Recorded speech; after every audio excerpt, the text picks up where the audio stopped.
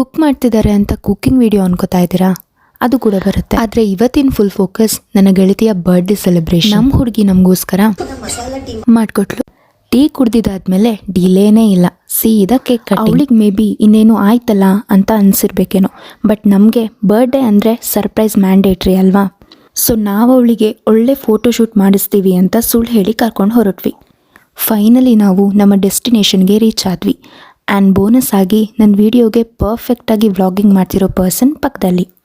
Scooty ನಿಧಾನವಾಗಿ ಒಳಗೆ ಚಲಿಸುತ್ತದೆ. ವಾಚ್ಮೆನ್ ಬಂದ್ರು, ಗೇಟ್ ತೆಗೆದ್ರು. ಓಶೆ ವಾಟ್ ನಂಬರ್ ಎಲ್ಲ ಬರ್ಕೊಳ್ತಿದ್ದಾರೆ. ಹಿಂಗೆಲ್ಲ ಫ್ರೆಂಡ್ಸ್, ನೀವೇನೋ ತಪ್ಪು ತಿಳ್ಕೊಬೇಡಿ, ನಾವು ಕ್ರೈಮ್ ಅಲ್ಲ ಇದು. ಗೊತ್ತಾಯ್ತಲ್ಲ ಎಲ್ಲರಿಗೂ. ನಂಬರ್ ನೋಟ್ ಆಯಿತು, ಎಂಟ್ರಿ ಕ್ಲಿಯರ್ ಆಯಿತು. ಸೊ ನಾವು ಒಳಗೆ ಹೋಗೋಕ್ಕೆ ರೆಡಿ. ನಾವೆಲ್ಲ ಸೇರ್ಕೊಂಡು ಇಷ್ಟೊತ್ತು ಕಾಪಾಡ್ಕೊಂಡು ಬಂದಿದ್ದು ಈ ಸೀಕ್ರೆಟ್ಗೆ ಇವಾಗ ಎಂಡ್ ಕೊಡೋ ಟೈಮ್ ಬಂದೇ ಬಿಡ್ತು. ಒಳಗೆ ಹೋಗೋವರೆಗೂ ಇವಾಗ ಇಲ್ಲಿ ಝೂ ಇದೆ. ನೀನು ನಂಬ್ತಿ ಎಲ್ಲಿ ಝೂ ಇದೆ ಅಂದರೆ ನಂಬಲೇಬೇಕು. ಆಂಟಿ ನೋಡು, ಅಲ್ಲ ಅವ್ರು ಕರ್ಕೊಂಡು ತಪ್ಪು ತಿಳ್ಕೊಬೇಡಿ. ಈ ಥರನೇ ಮೇಂಟೈನ್ ಮಾಡಿದ್ದಾಯಿತು. ಎಂಟ್ರಿನೇ ವಾವ್ ಅನಿಸ್ಬಿಡ್ತು. ನಮ್ಮ ಹುಡುಗಿ ಫೋಟೋಶೂಟ್ನ ಸಖತ್ ಸೀರಿಯಸ್ ಆಗಿ ತಗೊಂಡ್ಬಿಟ್ಟಿದ್ದಾಳಲ್ಲ.